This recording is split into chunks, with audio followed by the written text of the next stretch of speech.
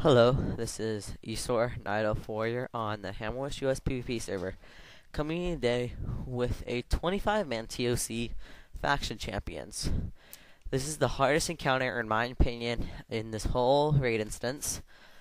The way that this group works is that think of it as an arena team. In 25-man, it's a 10v10, a 25v10, and in 10-man, it's a 10v6. So within each group, raid ID, the group composition of your opponent will change. In this 25-man raid, the group composition was a Holy Paladin, a Disc Priest, one Resto Druid, Arms Warrior, Shadow Priest, a Destruction Lock, a Hunter, an Enhancement Shaman, a Rogue, and a Blood or Frost DK. You can't really tell what the DK is. The way that it works that we did this is that we destroyed the druid first, just because he heals with HOTS. The way that you need to do this is have people who are interrupting the other healers. In this case, I am interrupting the Disc Priest. You would probably either prefer a Rogue or a Shaman to interrupt. So even though I try my hardest, you can fear bomb them. Think of it exactly as a PvP. So if you stun them and then stun them again, there's diminishing return, so the stun will be less. Same with banishing. So if you banish the druid, it will diminish return. Pretty much, this fight is all about staying alive. If your healers can keep you alive and you avoid all the possible damage, you an instant win.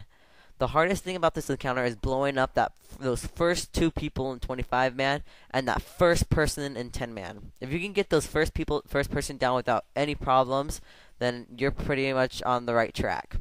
So right now, I'm in my prot spec and I am interrupting. Typically, I have 4 interrupt spells. I have Shield Bash, which silences them, Charge, Shockwave, and Concussion Blow. Occasionally, I can use Heroic Throw and everything's on cooldown, but not preferably. Also, you could go in and fear. So if I see a person going on a coffee, I typically fear them. So the kill order we did is we did the Resto Druid first because we had to take out the healer that does HOTS because it's almost impossible to interrupt that.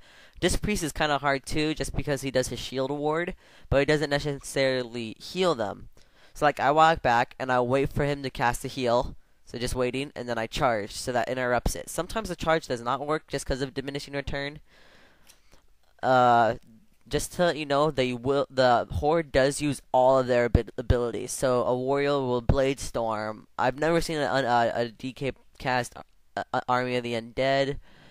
They do Bloodlust if there's a Shaman, which is their heroism for the Alliance. So typically our kill order was the Druid and the Rogue, just because the Rogue will Fan of Knives, and those Fan of Knives will almost kill any clothy. So these guys aren't necessarily tankable, but you can't taunt them away. So say if you have another tank or even a DPS warrior, you can have them taunt and just kite a warrior or the DK, just because they can do hefty damage to the clothies. So right now, I'm still interrupting that priest. So I'm trying my hardest to interrupt it. We already got the druid down. I think we're working on another guy right now. So pretty much this fight is just killing and staying alive. There's nothing else to it.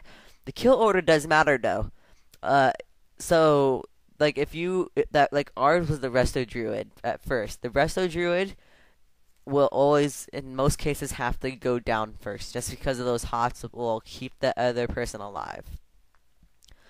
So, other than that, it's just keep your people alive.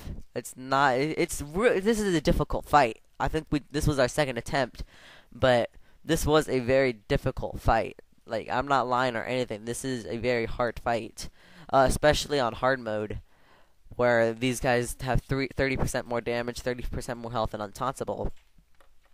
And so now we're on the priest, which is my target. So since we're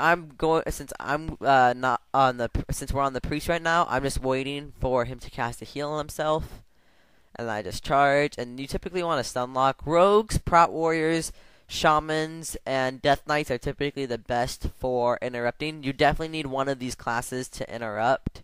Without interrupting, there's almost no way you can possibly do this. Because you pretty much need, on the first two people on 25 man, you typically have to take both of them down within a minute and a minute and a half. Or else the DPS just start going on your healers and then they kill your healers, and then that just doesn't work. Okay, so now we are going on the warrior. So I'm just going to help interrupt on the Holy Paladin now. So the Holy Paladin will bop, so you have to also have a priest for Mass Dispel or a warrior for Shattering Throw. That's pretty much this is. It's a very chaotic fight. There's no way to purely plan it. Like, you can have perfect kills, but there's no way to perfectly plan it, because you never know which is going to be on what. So they're on the warrior right now, and I'm helping interrupt the paladin.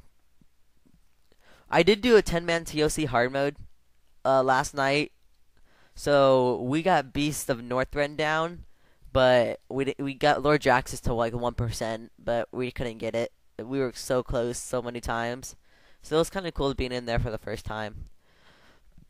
So they do hunters, warlocks do have pets. This is just all about this is all about group composition pretty much. Melee is always preferred in here just because they can take damage pretty well, unlike Clothies like Locks. So this is all about group composition. The best composition in my opinion for 10-man would be a Prot Warrior. You definitely want a Shaman for heroism. It's just group composition is key in this encounter. If you don't have a paladin, then it's very hard to save a person. Say like you can bop them. You need a priest so they can mass dispel. An arms warrior or a Mark's hunter are always best because they have that thing that makes them take 50% less healing damage. I think we had a arms warrior here, but I'm not sure. So now we're going on the Shadow Priest since all the healers are dead. So once all the healers are dead, and if your healers are alive, and most of the group is alive, it's an automatic win.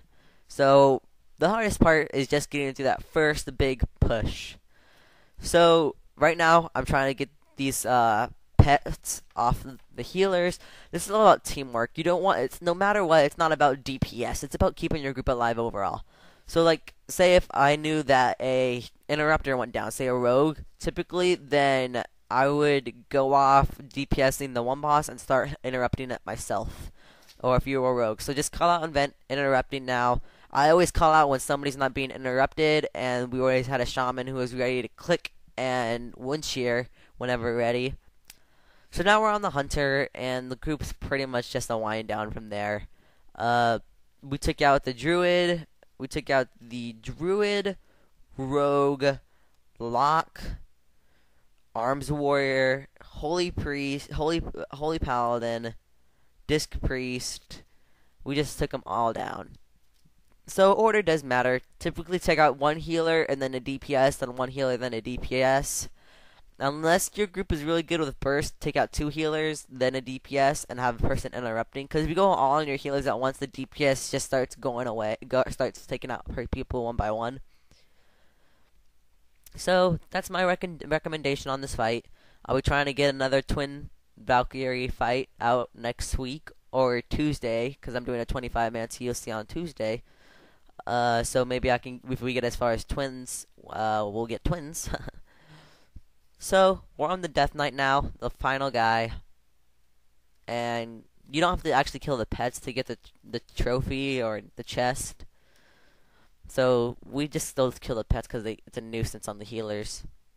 Alright, well, thank you for watching this video.